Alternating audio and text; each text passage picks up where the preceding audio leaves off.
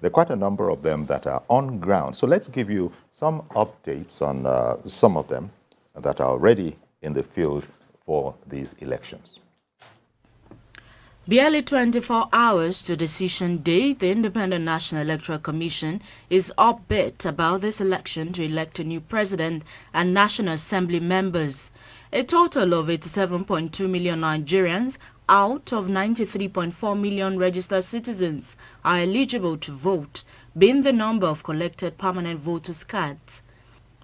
This represents about 93.3% of the total registered voters in the country, with about 6.2 million registered voters failing to collect their PVCs. This center has a field data collection strategy relying on over 25,000 poll monitors and is also leveraging its data acquisition tool called the Poll Part. It is confident that more Nigerians will vote in the 2023 elections, going by the early signs of high level of PVC collection that have increased from 86% in 2019 to over 93% in 2023 of registered voters.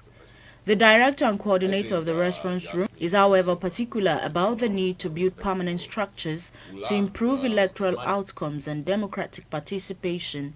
He indicates that other factors, including insecurity, mechanics of biometrics and non-portable registration, as well as current socio-economic conditions, may still hamper these lofty expectations.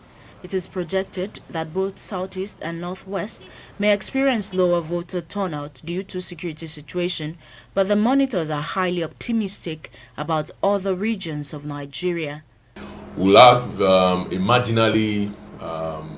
marginally increased turnout because the couple of regions of the country are experiencing bouts of violence, especially the Northwest and the Southeast.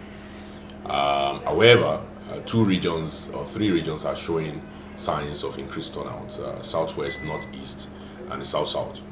And we expect the North Central to remain around what it was in 2019. By and large, the turnout at the last election was 35% of registered voters. We expect that number to be maintained or marginally increased. We don't expect it to go up so much. Despite the social media fervor that we have seen, we do not think it will necessarily translate to increased number of voters.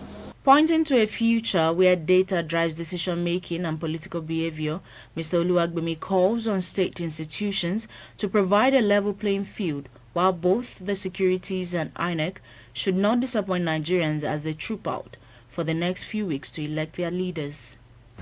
The While at its Response Center has also identified the importance of institutions in conducting a free, fair and credible election.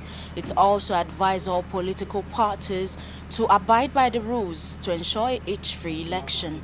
Habida Lawal, TVC News, Abuja.